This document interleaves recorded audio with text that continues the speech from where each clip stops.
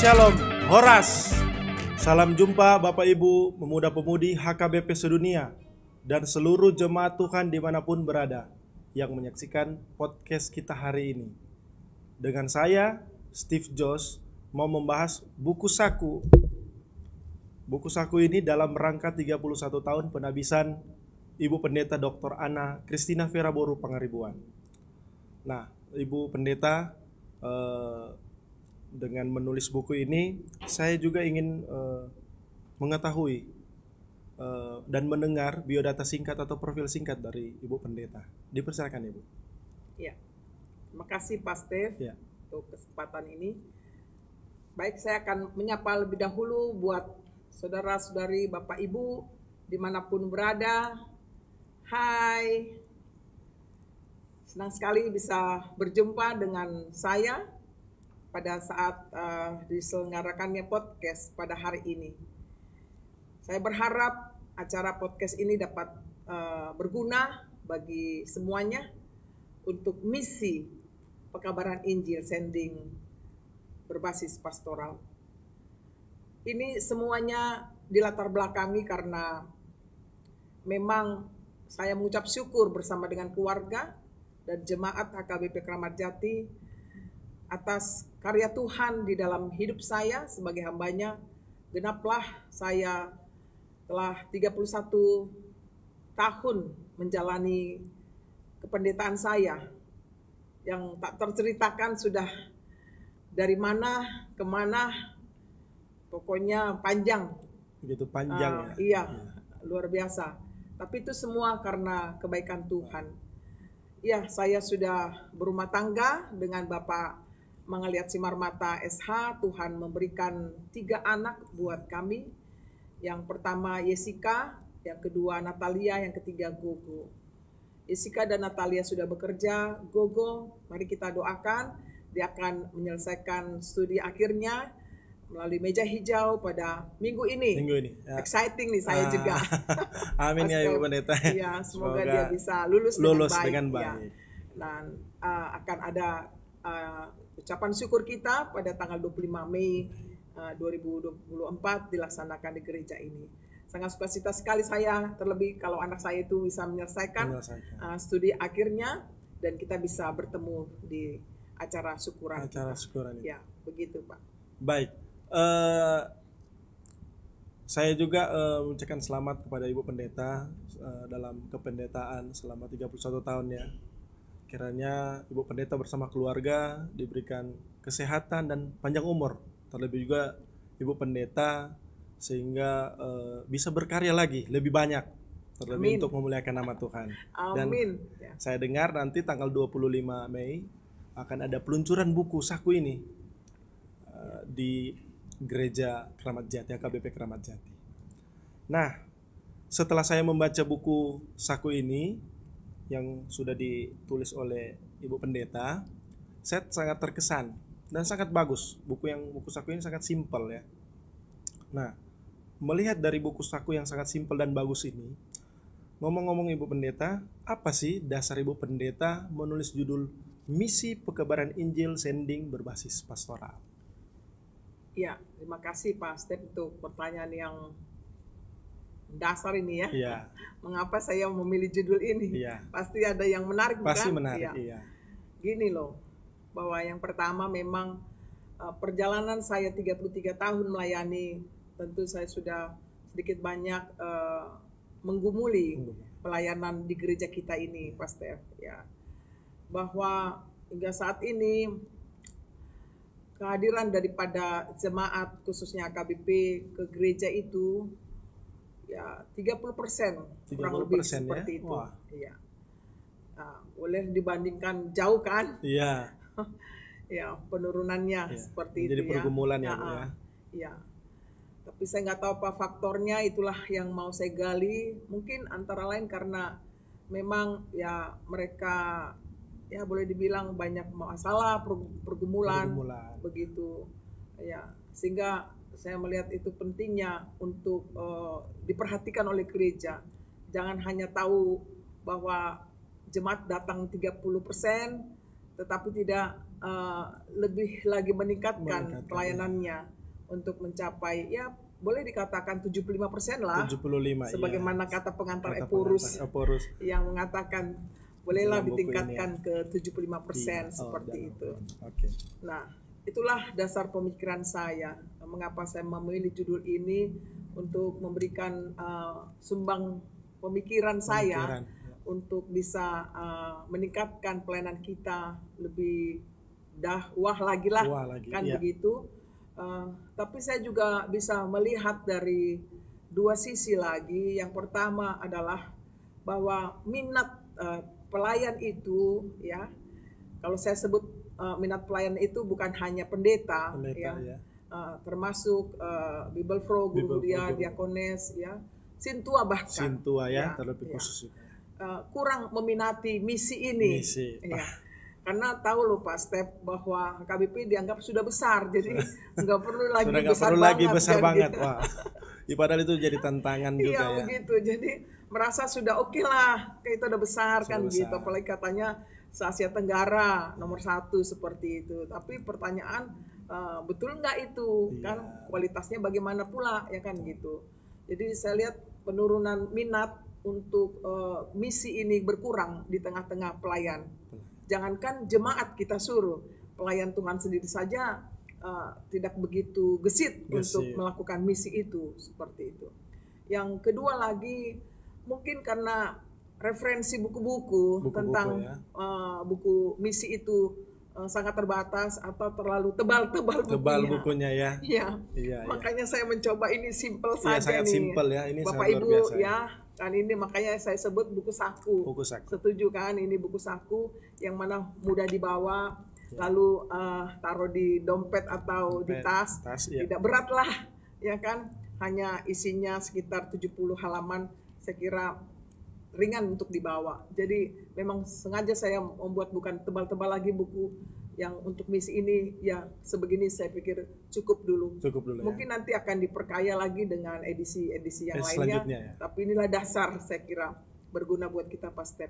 Kira-kira itulah motivasi saya membuat judul ini supaya ini bisa menjadi alat bantu untuk bermisi. Oke, baik Inang. Sangat bagus ya Inang ya. Memang mempunyai pergumulan juga ya terhadap pelayanan, terkhusus khusus Sintua ya, yang sudah Inang sampaikan tadi mengenai apa dasar dari Inang menulis buku saku ini. Saya mempunyai pertanyaan juga Inang, yang begitu menarik juga ya, dan menjadi mendasar bagi saya juga. Apakah misi ini masih sangat relevan untuk dipraktekkan pada saat ini? Ya, menurut saya Pak Stef, ya tentu masih relevan, sangat relevan. Ya. Saya berpegang pada firman Tuhan tentunya, ya, bahwa Tuhan Yesus memerintahkan kepada murid-muridnya. Saya boleh baca dari Matius 28 ayat 19 sampai 20, dikatakan demikian. Karena itu pergilah, jadikanlah semua bangsa muridku, dan baptislah mereka dalam nama Bapa dan Anak dan Roh Kudus, dan ajarlah mereka melakukan segala sesuatu yang telah kuperintahkan kepadamu. Dan ketahuilah, aku menyertai kamu senantiasa sampai kepada akhir zaman. Saya kira ayat ini sangat memberi spirit loh, Pak Stef ya. Bagaimana missio Dei, ya, misi Allah itu ya diteruskan kepada kita sebagai orang yang percaya. Karena supaya orang-orang yang belum percaya ya mengenal Dia, bahwa Dia adalah memang sumber kehidupan itu dan membawa keselamatan yang kekal untuk orang yang percaya. Lalu saya melihat dari buku saku yang sudah saya tuliskan di sini pada halaman 16. Ya. Di sana dijelaskan ada kelima misi yang hendak dilakukan, ya. Dan ini sangat penting sekali hingga saat ini, dan sampai Maranatha pun saya kira selagi manusia ada di dunia ini, ya. Pak Stef ya. Misi tetap berjalan. Iya, misi sebagai penginjilan, ya, misi sebagai perjuangan keadilan di dalam masyarakat dan negara, misi sebagai upaya mentransformasikan kebudayaan Batak, misi sebagai pemulihan harkat dan martabat orang kecil dan tersisi, misi kesaksian bersama ekumenis dan kerjasama dengan agama lain. Nah, 5 poin ini saya kira penting sekali kita jalani seperti itu, kita lakukan. Bukan hanya teori saja ini yang mau saya sampaikan, tetapi marilah kita melakukan misi ini supaya dunia semakin mengenal ya Allah yang penuh kasih itu. Nah, kalau kita lihat dari 5 poin ini ya, misi sebagai penginjilan ya kan, supaya banyak orang yang percaya kepadanya ya, bahwa dia adalah kasih. Poin yang kedua ini ya, tidak terlepas dalam kehidupan kita bahwa masyarakat mengalami ketidakadilan. Ya, jadi kita sebagai orang yang percaya harus punya misi memperjuangkan keadilan itu ya, dalam masyarakat dan negara. Ya, begitu ya. Contohnya Pak Steve. Sangat luar biasa ya, dan ternyata misi ini sangat-sangat relevan sampai Maranatha seperti Ibu Pendeta sampaikan tadi. Dan yang menjadi menarik bagi saya jawabannya adalah selagi ada manusia, misi itu selalu ada dan harus kita jalankan. Misi itu sangat relevan ya sampai hari ini. Namun dalam penerapan misi itu, bagaimana Ibu Pendeta bisa menerapkan ya misi itu di tengah-tengah gereja saat ini? Ya, terima kasih Pak Steve. Kembali dasar dari buku saku inilah saya menjelaskan dari halaman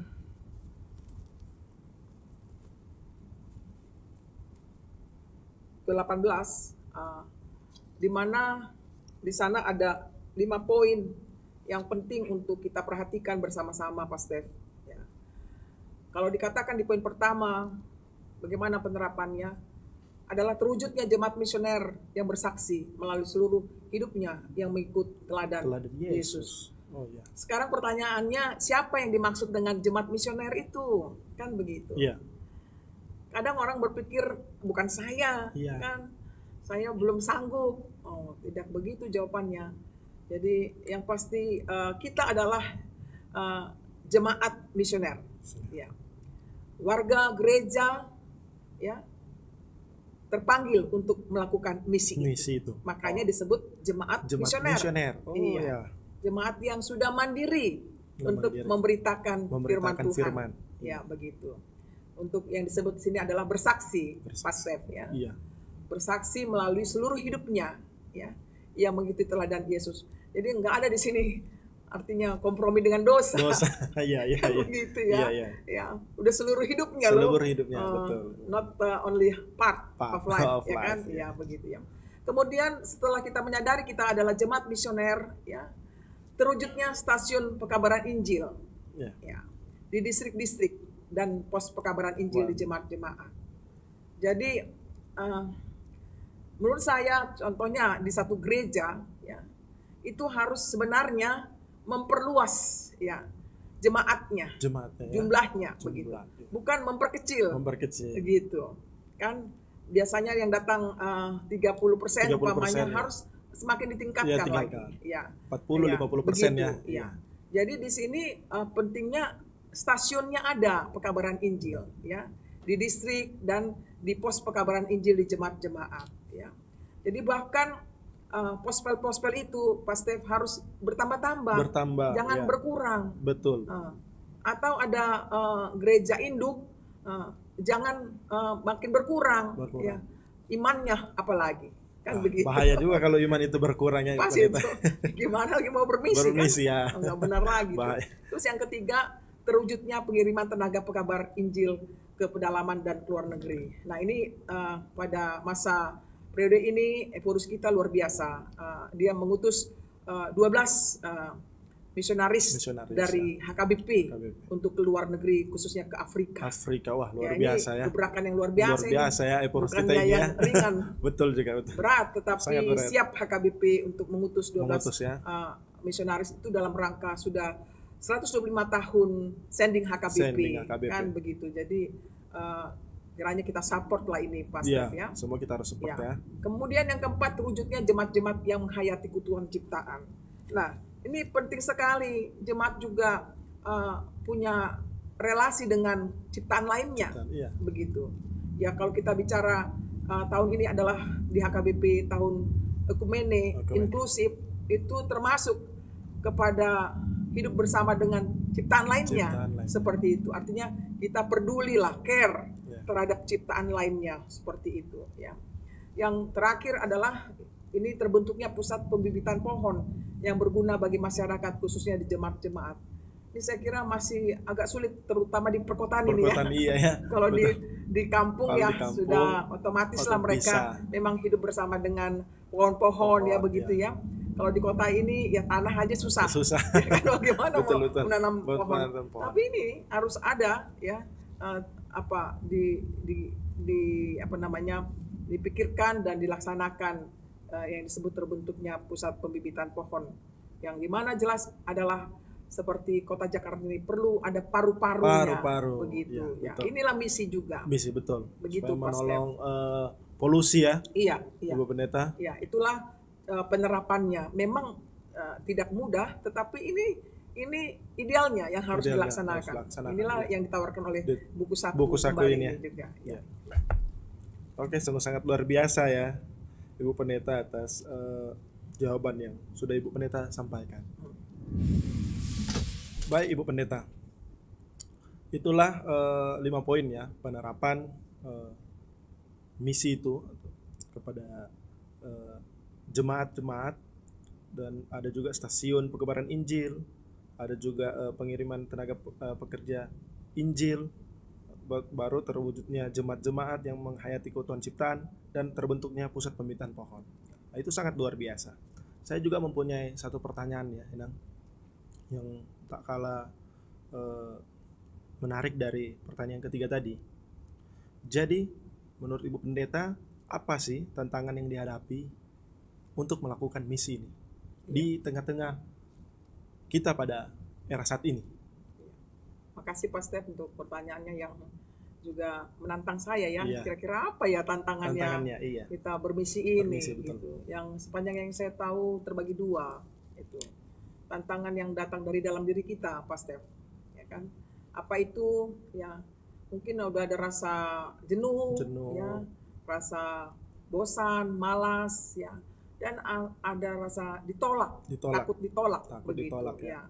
Dan juga takut dibenci, kan? Ya, lalu timbul yang sakit penyakit di dalam diri kita. Jadi itu yang dalam diri kita lah, gitu. Sebagai pelayan misi itu, ya. Jadi yang kedua adalah misi tantangannya dari tantangan yang keluar. Yang dari luar. Yang dari luar diri kita, umpamanya kalau ada bencana alam ya. Kan begitu. Ya. Seharusnya kita tetap harus bermisi kan begitu. Tetapi karena beratnya tantangan bencana alam itu, mungkin kita juga menjadi korban bencana alam itu, sehingga kita tidak bisa berbuat banyak untuk bermisi seperti itu. Demikian juga tantangan dari luar adalah finansial. Ya, yang sangat terbatas, yang sangat memprihatinkan. Ya, contoh di HKBP sendiri mempunyai daerah-daerah sending. Ya, itu belum maksimal pelayanan kita ke sana. Ya, kebutuhan jasmaninya saja kita belum mengcover sepenuhnya, begitu. Hanya bersifat karitatif saja. Ketika kita datang, kita bawa sembako. Tapi after that no, ya karena dana kita juga sangat terbatas ya. Begitu. Apalagi kalau kita bicara di satu daerah sending yang sangat parah ya, yaitu di daerah Pemayungan Jambi. Saya sering kali ke sana.